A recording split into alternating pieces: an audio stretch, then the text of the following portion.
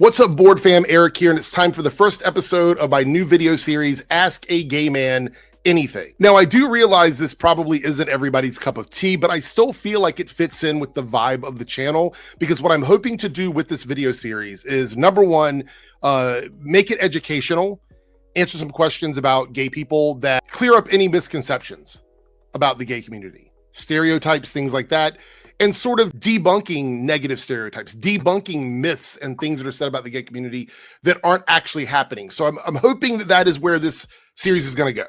We will see. I don't know what I've gotten myself into. This is a little bit different than my regular Ask Me Anything series. My Ask Me Anything series really does sort of focus on just the YouTube ecosystem, like the grifty chud channels, and that's okay. That's fine. I enjoy talking about that. But with this series, I want to hone in and focus in on the gay community specifically. Now, I will expand this to the queer umbrella. I do think that I am uniquely capable of answering some of these questions, at least anecdotally, from a close connection to other people within my community, but gay stuff specifically. I've been out pretty much my entire life, so I have a lot to say when it comes to that. Now, as far as questions for this, these are anonymous questions. The link will be in the description box if you want to ask one of these anonymous questions, but this is the Ask a Gay Man Anything. So this isn't the Ask Me Anything series. This is a separate one. I tried to make it less confusing. We'll see. And I open the door for anyone to ask any question.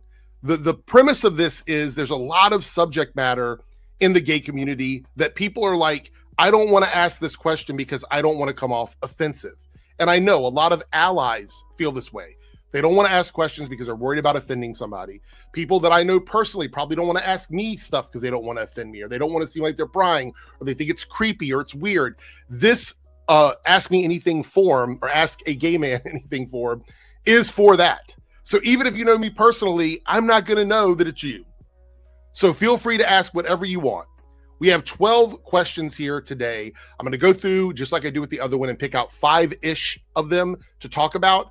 I don't know what I've got myself into, but I really, really hope that I'm able to answer these clearly and concisely, and to clear up any misconceptions about the gay community in the process. Let's go ahead and get into it. All right, we got our first question. Here it goes. How gay are you? I'm super gay. I'm super gay. No, if there's a percentage over 100% gay, that would be me. I know it's a joke. You put JK. I get it, but no, I'm as gay as it gets, right? But out of curiosity, when did you realize you were gay? Keep up the good work. I appreciate the support. Keep up the good work. And I'm really glad that this was the first question, because it'll give me a chance to answer this question here, because I've talked about it other places, but it'll give me a chance to answer it here, and also to talk about another passionate thing that I want to talk about that connects with this. So for me personally, specifically me, I've always known that I was into boys. Like, I've always known this. I go all the way back. I think back in my mind to like the first time I started feeling attractions to other people. I've always known that I was attracted to boys. Now, I have dabbled in other things as I got older, just to sort of see what things were like, and it just confirmed that I am in fact gay. So I know that I am. I have tried other things more than once, but I am a gay man, and I know that for sure. And I've always known that. And I've been out to my family since I was like middle school-ish, but out to everyone else by high school. So I've pretty much been out my entire adult life. But what I want to talk about also before we move on to the next question is, this is a really interesting thing, because a lot of people in today's world would have you believe that there is some sort of traumatic event or some sort of like exposure or something that causes someone to be gay, like to make them gay. I grew up in a time where there was no exposure to any gay content whatsoever. There was no TV shows, no movies, no singers that were out at that time in a big way. If there were, they weren't, it wasn't all over the TV and stuff like that I knew about when I was growing up. I had zero, and I mean that's zero exposure to anything about gay people, gay life, gay community, anything like that. And I didn't even start seeing that stuff until the 90s, as I was getting into like the later stages of high school, when I started seeing that stuff come out. And I've always known. And outside of my anecdotal experience, it's pretty clear because gay people existed in that period, that there were other people who also were gay or lesbian or trans in that era, would have, like, they existed without any sort of outside influence. So I just want to throw that out there, that gay people, queer people existed before all of this other stuff. So the argument that this stuff is like, quote unquote, turning people gay or making people gay is ridiculous, because it wasn't necessary back then and it isn't necessary now. Queer people are just queer people. The difference is now they feel safer about being openly gay. The amount of gay people that I know that were closeted pretty much all the way through the 90s into the 2000s before they came out, it's a pretty big group of people that would come out to the bars, come out to the clubs, but they were still very closeted to their families. They were closeted to their friends. They were closeted at work. They didn't tell anybody. And I know a lot of folks are like, well, people might still have thought they were gay. Yeah, but they weren't out. They weren't open. They weren't telling people. And a lot of that has to do with the stigma around what it was to be queer back then. So even if you were open back then, it might not have been to every single person. Right? It might have been one of those things where you just didn't have that conversation with everybody. Now it's just more visibility in general. But to answer your question specifically, again, I'm glad you gave me this opportunity. To answer your question specifically, I've always known. And I would probably make a bet that most gay people probably always knew that they were gay in some capacity. Thank you for your question. All right, we got a political one next. Why does Trump claim to support LGBTQ people in the past, but now taking away their protections and banning trans people? Does he do it to make himself look nice, but now he is mask off when coming back to office? I think Trump, just like a lot of celebrities, because I classify Trump as a celebrity, a lot of celebrities, we've seen it with Snoop Dogg, we've seen it with J.K. Rowling. There's a lot of people in the celebrity space who are polarizing when it comes to these kinds of issues. I think celebrities kind of bend on a whim, not in general, not all of them, but a lot of celebrities bend on a whim depending on which way they think the public is going, because they want to stay on whatever the good side of that is, for the most part. Trump is in a unique position because he is president and he is able to drive policy. He's able to change culture in a way, not 100%. But in a big enough way that he can do it for the people that are supporting him and following him. But when it comes to this trans thing, it's one of those issues where it's not so much the gay community. Like, I haven't really heard him speaking out too harshly about the gay community. I don't think he likes the gay community, right? I'm not saying that at all. But the trans issue specifically is an issue they're trying to do to fearmonger their supporters into voting and aligning with them, because they don't have answers to a lot of the bigger questions. There's a reason why we have an issue with healthcare getting fixed. There's a reason why prices are so high. There's a reason why we have awful relations when it comes to immigrations and other countries. There's a reason why there's no answers to these problems. They don't have solutions. So and they have to find other issues to run on to get people to vote for them. So they're using trans people and a larger spectrum here of queer people as like boogie people to scare you into voting conservative. They want you to believe that like gay people are this massive threat to the country, to the world, to existence. And trans people right now are on the largest receiving end of that, unfortunately.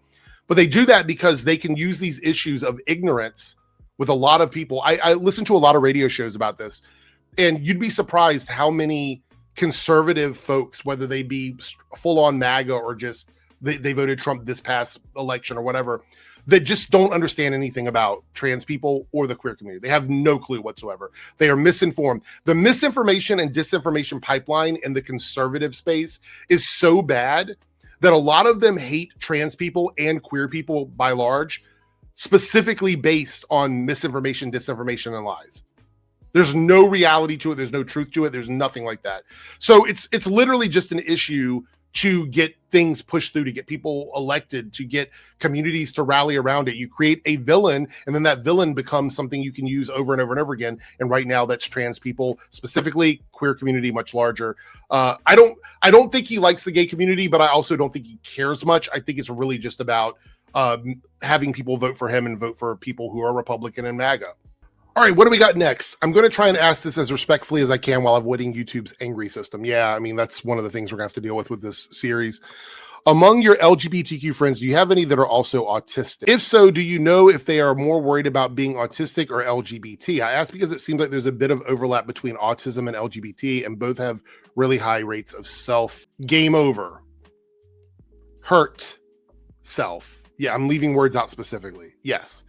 I'm wondering if both are equally at risk of their own, or if one side might be artificially inflating the other because it is being listed as both. So I can't really speak on how an autistic person would feel while also being gay or queer, because I am not autistic. I've done 3 tests now.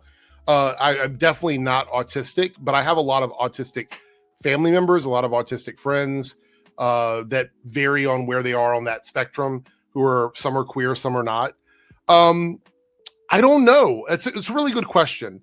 I would say that the amount of autism hate that I see online, especially used as derogatory. I even have people in my comment section like slurring me for being autistic, even though I'm not autistic. So it's just people are out there doing it everywhere.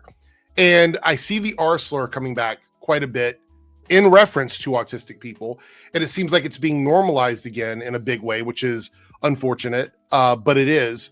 So I don't really know how to answer this question. I'm reading it out because I do want to bring attention to it. I think this is an important thing to have discussions about, but I would like to leave this in the hands of someone. And if you're somebody who feels comfortable talking about this, come to this forum, leave me your experience about this, and I will talk about it in a follow-up video. I would love to hear someone's experience who is autistic, who is queer, what they're experiencing, and how it makes you feel in regards to this question. Or if you feel comfortable enough about sharing it in public, I'm not asking you to do it if you don't, but if you do and you want to leave it in the comment section, you absolutely can. But thank you for this question. Maybe we'll get some responses to this and I can follow up on this one, but I definitely wanted to bring attention to it. So thank you for asking this question. All right, so this is a loaded question. As soon as I tabbed to this one, I was like, okay, how do I answer this? All right. Are there any YouTuber men that you find attractive? And if so, would you tell them? Well, I'm glad you didn't ask me to say who they were, because that would have been extremely uncomfortable, not specifically for me, but for them as well. So I'm glad you didn't ask that question. Like, I can answer this one. That would have been a step too far here.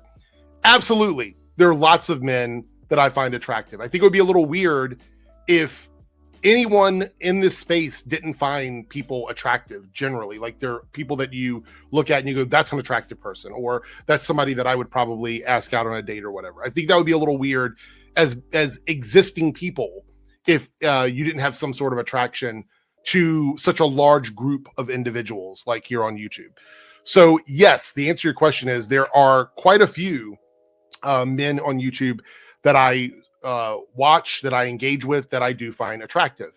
And if I would tell them, probably not because I'm afraid. I mean, I'm in a relationship, so I wouldn't want to make things awkward on my side. I don't think my partner would care, because clearly there's nothing going on in that situation, but I also wouldn't want them to feel uncomfortable. Because could you imagine, like, you're streaming with somebody and you think you're friends with them, and then they cross out of that friend zone to tell you that they find you attractive, but then they're with somebody and you might be with somebody, and that would make things really, really weird. So the chance of that happening is probably not.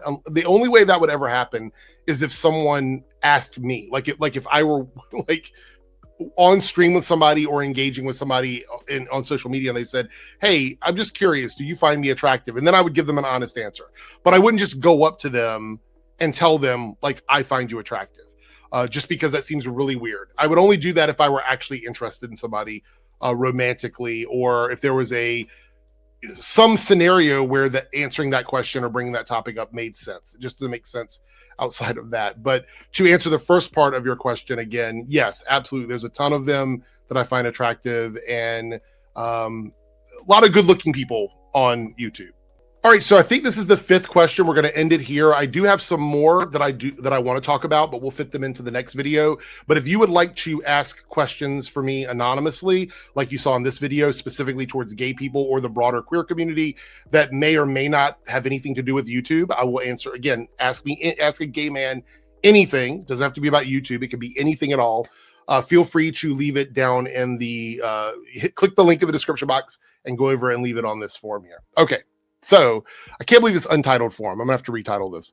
What is your longest relationship and why did it end? Okay, so my longest relationship would have been the relationship right before the one that I'm in now, which is currently I've been with my partner, who I'm with now, for about 6 years. Yeah, 6 going on 7, closer to 7 actually. Prior to that, my longest relationship was 20 years. I was with the same person for 20 years. We started dating in the 90s and made it official. I mean, I'm counting the dating period as well. Like not when we said, oh yeah, it's just us, we're together, we're a couple. I'm counting all of it. So that would have started around the end of 97 and then going into 98. And then by the end of the 90s, it was official. We were together, and we moved in together about 3 or 4 years after that. So I've been with the same person for about 20 years, married for 5. And the reason why it ended is because they died. I am a widower. I think it's widower for men, but either way, yeah. So they died in 2018 due to complications from cancer, unfortunately. So pancreatic cancer, to be specific. There's a long spiral for that. I actually recorded a video. It's a super emotional video. I recorded a video that I've never released where I talk about this in great detail, and I did it sort of just to get it out of my system because I needed to talk about it. So I did it. But I could talk more about this. If there's somebody else out there who would like to talk to me about grieving and things along the lines of that, losing people to cancer, losing partners to things like that, I would totally be okay with that. I was part of a group of men who had lost partners for probably 2 or 3 years after it happened, as I processed it. But anyway, yeah, it happened at the very beginning of 2018, and it was a rough time. So yeah, 20 years. And had that not happened, the truth is I'd probably still be with that person now. That relationship was ironclad. So, and I was there till the very end. So, but thank you so much. I don't want to end on anything sad. I'm very happy now. I'm in a great relationship. And I love the man that I'm with now, but I also love the person that I was with when that happened. That was another chapter. This is a new chapter. So I'm looking at it as chapters. That chapter ended. This is the next chapter. But yeah, so that's it. 20 years. New one is 7, hoping to get to 20 and more with this person. So there we go. Gay people stay together for a long time. I know that we get a bad rap, but a lot of couples that I know have been together for at least a decade, and that's pretty good, all things considered. And I met my current partner on a dating app of all things, which is also, I'd like to say it's weird. It would have been weird at the time we met. Now it's not so weird. I think a lot more people are comfortable with dating apps. But when we met, a lot of people said dating apps were just hookup apps. And although we did initially meet because of that reason, it did turn into a relationship. And so I think that's pretty good. Anyway, again, if you guys would like, well, first of all, thank you for all the questions, everybody. And I hope I did educate some people here and maybe open the door for a bit more dialogue. Now that you've seen the video, now that you understand what this is about, if you would like to submit questions, as soon as I reach 20 questions, so we're at 12, if we get 8 more this week, I will do this again next weekend.